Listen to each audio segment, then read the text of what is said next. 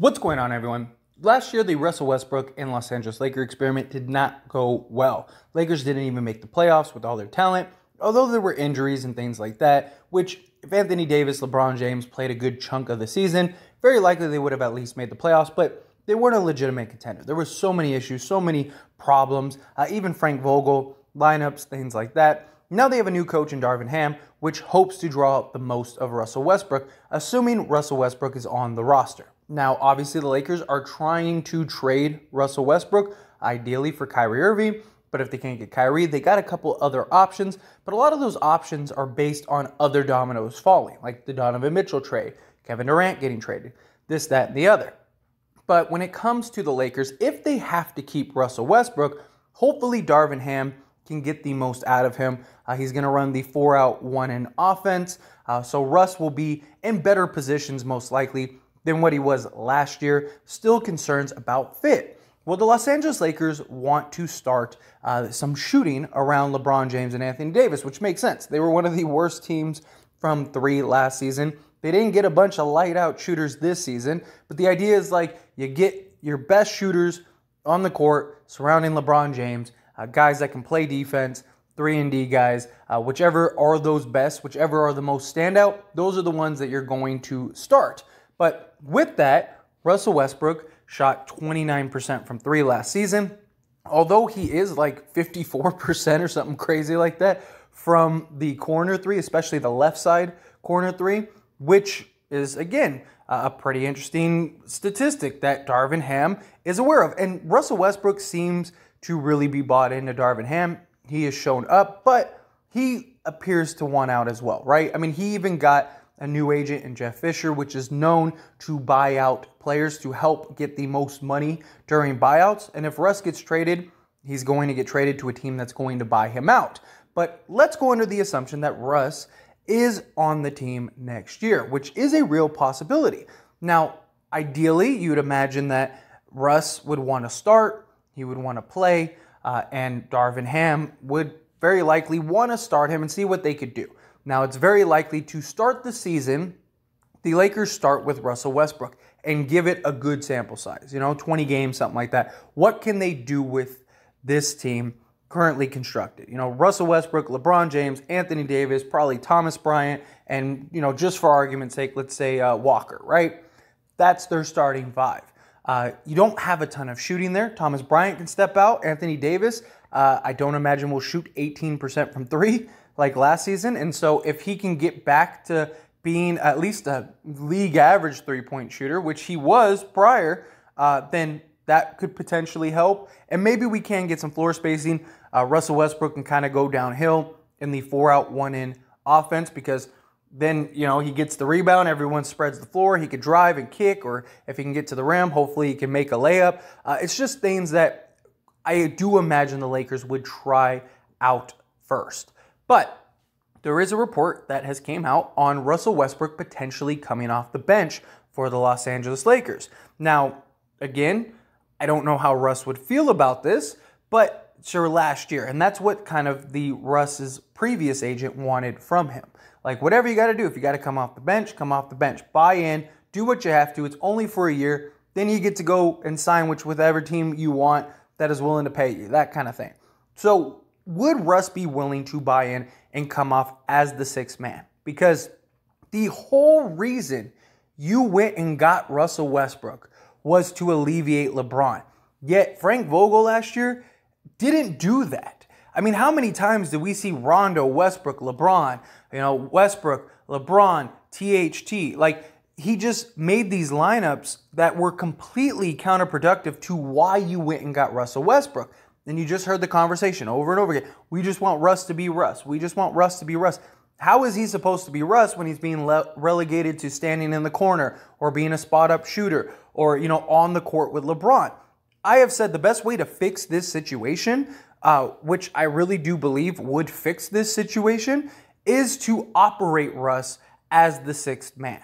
Something I've talked about for a while. And now there's these reports coming out that Russ may end up getting the 6th-man role, and that could be the way that they operate going forward. It was also reported that Davis Ham has more power when it comes to Russ, And if he needs to, he can bench him at any time.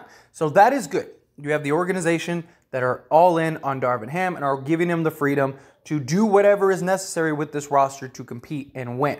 Now, you could, which is what I've been saying, is start Russ, let him run for the first, 5 minutes or so.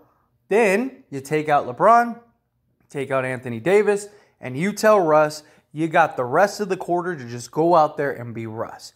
Nobody else, it's just you. You're the ball handler. You make the decision. You make the plays. Let's see what you got. And you just do that every couple quarters. You basically alternate LeBron and Westbrook. Give Westbrook some time with Anthony Davis, whatever. But you have lineups that don't have LeBron James on the court, and you basically alternate them for 20 minutes throughout the game. If Russ is that guy and he's, balling and he's looking good and he's the guy that you hope, then maybe you close out the game with Russ, right? And then you have about 10 minutes a game for Russ, Davis, and LeBron to kind of figure it out. You got like 5 minutes in the beginning, 5 minutes in the end. There you go. There's your sample size. You got like 10 minutes a game to just figure it out. And I do think that would allow Russ to be a lot more effective. Now, is there still going to be issues? Absolutely. Are the Lakers going to all of a sudden become a contender? Personally, I don't think so. But if Russ can be an effective 20-point-a-game scorer, where last year he was 18, 7, and 7, something along those lines, but he wasn't effective, and I'm not talking about efficiency, because a lot of people like to bring up efficiency. Russ has never really been that efficient. LeBron wasn't very efficient last year, and neither was Anthony Davis. All three of these guys were not efficient last year. Hopefully LeBron will be more efficient, hopefully Anthony Davis will be more efficient, and hopefully Russ will be more efficient as well. But if you allow Russ to be Russ, which is the whole reason you went to get Russ, and you just give him 20 minutes a game to just go be him, I really believe we could see a different type of Russ. And so if you have Russ operating as like a 6-man role, good luck to any bench in the league trying to stop Russ, but you also give him the freedom to go out there and score. And now you have that consistent night in and night out 20-point-a-game guy. He's probably still going to go get you, 5 to 7 assists and 5 to 7 rebounds a game. You run him with Anthony Davis, let him and Anthony Davis build that relationship. Russ has always been very effective with big men. I mean, he was great with Steven Adams. Anthony Davis could shoot the ball. So, you could have that dynamic duo. Obviously, LeBron and Anthony Davis work well together. So you kind of have these, you run them in sets, essentially. You do a couple minutes with LeBron and Davis, do a couple minutes with Russ and Davis. But for the most part, you just put Russ out there with a bunch of shooters around him. Damian Jones, you could have Thomas Bryant, Stanley Johnson, Winning Gabriel, you name it. Basically, he's running the most minutes with the bench guys. He would be arguably the 6th man of the year. And you could still start him if you need to, right? You start him, like I said, for 5 minutes, kind of let him get in the feel of the game, the flow of the game. Not just that, it gives them the big 3 time to kind of figure it out and navigate those first 5 minutes. And then you sub everybody out and you let Westbrook just continue to be Westbrook. And then he sits, LeBron goes to the first 5 minutes of the second, LeBron comes out, Westbrook goes back in, and you just interchange that for the rest of the quarters.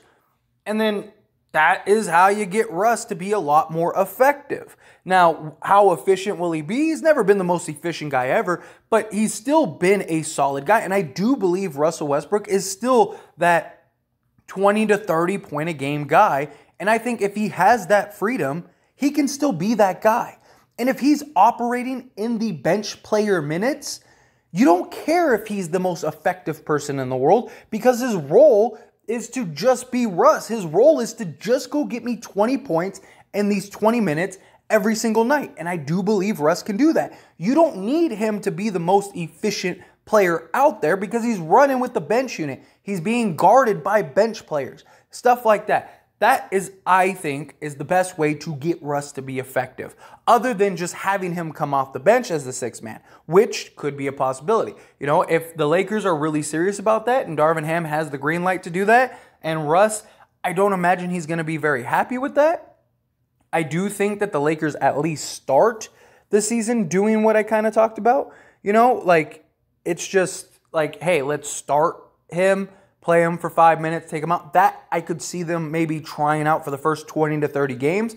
And then if that doesn't work, okay, he's just full sixth man of the year role, and just hopefully he embraces it. Because the problem is you don't want to just start the season with him on the bench, because one, that could kind of tarnish the relationship with Ham and Westbrook, which they seem to have a pretty good relationship. Ham has really talked very highly of Westbrook. Westbrook has seemed to be very like motivated and bought into Ham. So maybe you want to keep that relationship as intact as possible, at least the first like quarter of the season. And then if it works, great. If it doesn't, then it doesn't. I really think Darvin Ham can make Westbrook a lot more effective. I'm not saying Westbrook wasn't part of the problem last season, but he wasn't the main problem. And a lot of people act like he was like, if we didn't have Westbrook, we were a contender last year. No, it had nothing to do with Westbrook. He was part of the problem, but he wasn't the main problem. It was everything. I mean, LeBron, Davis, you know, when they were on the court, they weren't as efficient as they should have been. They couldn't stay healthy. The team was a mess. Frank Vogel's lineups were terrible. The adjustments were terrible. We were like second in the league in like starting fives. And like, it's because Frank Vogel never allowed things to take time, allowed things to marinate. You know, what if they could have figured it out? But you're changing the lineup every 5 minutes, and Westbrook has a new starting four around him every single game. It's like, how is he supposed to know and build those connections? It was just a mess. And I do believe Ham can get the best out of this team, get the best out of Westbrook, and I'm just saying, none of the teams in the league this last year were world beaters. None of the teams were Golden State, Kevin Durant good. They all look beatable. And if you got an effective Russell Westbrook that's putting up 20 a game in like a sixth man role, you have LeBron James doing his thing, and you have a dominant Anthony Davis, I wouldn't want to play this team in a 7-game series. That's kind of where I'll leave it at that. But as always, I pass the question on to you. Let me know your thoughts and opinions down in the comment section below. What do you think? Do you think, yes, you run Russ as the sixth man? Even if you start him in the beginning, he basically operates the rest of the game as a sixth man. That's perfect. You'll get the most out of Westbrook. That's how he'll be most effective and efficient. Do that. Or do you think, no, like try to make it work, have him build that relationship with LeBron, with Anthony Davis, have them figure it out, and if they figure it out, then great. You know, maybe we are a contender. You know, however you feel about it, I'd love to hear your thoughts and opinions down in the comment section below. That being said, hit that like button. Helps me out a lot. Lets me know you enjoy these types of videos, and I truly appreciate it. If you're not subscribed to the channel, hit that subscribe button, followed by the bell notification. Stay up to date with all things sports. Join this wonderful community and all of our discussions. I'll see you all in the next one. Thank you.